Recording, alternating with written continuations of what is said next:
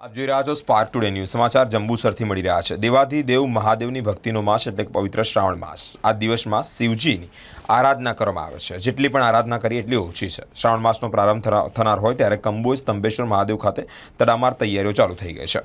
શ્રાવણ સુદ એકમ એટલે શ્રાવણ માસનો પ્રારંભ થતો હોય ત્યારે શિવ પાર્થેશ્વર પૂજા પ્રારંભ પવિત્ર શ્રાવણ માસનો પ્રારંભ થયો છે। 5મી તારીખથી જ જ્યારે શિવ ભક્તોમાં અનેરો ઉત્સાહ અને આનંદ જોવા મળતો હોય ત્યારે શ્રાવણ માસ એ દિવસથી ચાલુ થાય છે। ભોળેનાથને રીઝવવા માટે આ માસ દરમિયાન શિવભક્તો બેલીપત્ર, કાળા તલ, પુષ્પ સહિતના દ્રવ્યથી પૂજાપાઠ કરતા હોય છે। સ્તંભેશ્વર કંબોઈ સ્થિત સ્તંભેશ્વર તીર્થક્ષેત્રે અધિષ્ઠાતી વિદ્યાનંદજી મહારાજ દ્વારા ભાવિક ભક્તોને દર્શન અને પૂજનનો લાભ પણ મળે છે અને તે અંતર્ગત તૈયારીઓ તડામાર ચાલુ થઈ ગઈ છે।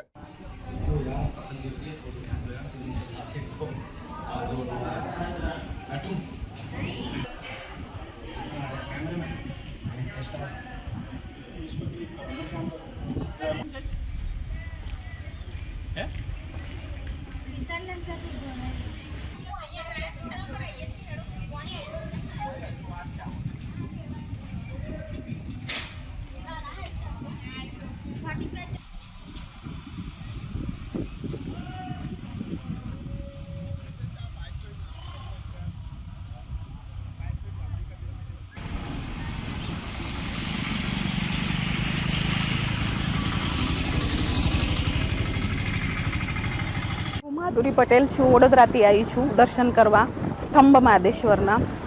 हई आईने मन बहुत सारू लाग्यु के मन ने शांति मळी गई। जे टेन्शनो ए होय जतुं रह्युं। एवुं प्रार्थना छे के फरी भगवान बोलावीने मैं दर्शन करूँ अने लहरो जोईने तो एम मन में एम उत्साह आई गयो के क्यारे भगवानना फरी दर्शन करवा आવું एम जोईने पवित्र थई गयुं मन। भगवान बधानुं हारू करे ने एना पाछळ बधा अमारुं बी हारू करे। वडोदराथी आई छूँ। अहींया तमे केवी रीते प्रेरणा थई? बधाए हमरे तो के भाई हई आया पछी एम हारू थाय छे, बधी मननी इच्छा बी पूरी थाय छे એટલે મેં આવી છું કે ચલો અમારે આયા પછી તમારો અનુભવ કેવો? એ જોઈને તો હઈથી જવાનું મન નથી થતું કે હઈ જ રહી જઈએ, પણ પરિવાર બી સાચવાનો હોય એટલે તો ઘરે જવું જ પડે। હું નામે લાલશંકર મણિશંકર જોશી, મુકામ ભરૂચ, અવધૂત નગર સોસાયટી ખાતે આવેલ સોમનાથ મહાદેવના અમારા કૃષ્ણ ભજન મંડળ સાથે અમે સૌ 25 થી 27 માણસો અહીંયા કાવી કંબોઈના દર્શને આવ્યા છે અને અહીંયા જે સમુદ્રની જે લહેરો ઉઠી રહી છે અત્યારે અને જે ઘોડાપુર અમારી નજરે જોઈ રહ્યા છે એ જોઈને સૌના દિલ વાવ્યોભર થઈ રહ્યા છે। ભગવાન સૌને આ પવિત્ર સ્થળ પર કાવી કંબોઈ પર આવવાનો સૌને લાભ આપે એવી અમારે અંતરાત્માથી શુદ્ધ ભાવના છે। તમે સૌને અમારા કાવી કંબોઈમાં પધારવા સૌને વિનંતી છે। હર હર મહાદેવ।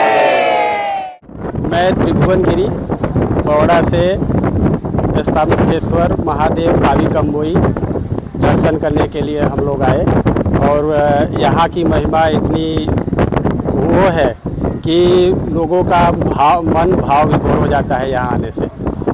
तो उसके लिए हम बड़ौदा से सुबह 6 बजे इतने इच्छुक थे हम लोग कि 6 बजे उठ के सब नहा धो के सब रेडी हो गए और यहाँ पे 9:30 बजे ही हम लोग पहुँच गए। तब से हम लोग अभी तक यहाँ पे घूम के सब दर्शन वर्शन कर रहे हैं, भगवान का दर्शन कर रहे हैं और हमारा मन सब लोगों का एकदम भाव विभोर हो गया है। भगवान स्तंभेश्वर महादेवનું મંદિર આપણા નવ નદીના સંગમ સ્થળ ઉપર, જેને આપણે કાવી કંબોઈના નામથી આખા દેશમાં જે પ્રખ્યાત છે, એ સ્થળનો મહાત્મ્ય સ્કંદ મહાપુરાણના કુમારિકા ખંડમાં ખૂબ જ વિસ્તારપૂર્વક લખેલું છે। આ સ્થળનો મહિમા એવો છે કે લાખો વર્ષ પહેલાં જ્યારે દૈવાસુર સંગ્રામ થયો તે વખતમાં ભગવાન કાર્તિક સ્વામીના હસ્તે આ જગ્યા ઉપર તારકાસુરનો વધ કરવામાં આવ્યો અને જ્યારે તારકાસુરનો વધ થયો ત્યાર પછી બધા દેવતાઓએ ભેગા થઈને આ જગ્યાએ स्तंभेश्वर महादेवની स्थापना करेली અને स्कंद महापुराणમાં એવું લખે છે કે ભગવાન નારદજીએ આ જગ્યાએ 10,000 વર્ષ તપસ્યા કરી અને ત્યાર પછી એની અંદર ભગવાન કપિલ મુનિએ હજારો વર્ષ તપ કર્યું। કોઈ પણ ઋષિ મહર્ષિ દેવતા બધાએ આ સ્થળ ઉપર તપસ્યા કરી અને આ તીર્થસ્થાન આજે શ્રાવણ મહિના આખો મહિનો અહીં અતિ મહારુદ્ર યજ્ઞ ચાલવાનો છે અને ત્યાર પછી અહીં સતત રુદ્રાભિષેકના કાર્યક્રમો પણ ચાલતા હોય છે અને આ શિવલિંગ અને દિવસમાં 6 કલાક દર્શન આપે અને ત્યાર પછી આ મંદિર સમુદ્રની વચ્ચે સમાહિત થઈ જાય છે. અને સ્કંદ મહાપુરાણમાં કેદારખંડમાં 550 પાનાનો ઇતિહાસ આ સ્તંભેશ્વર મહાદેવનું લખેલું છે.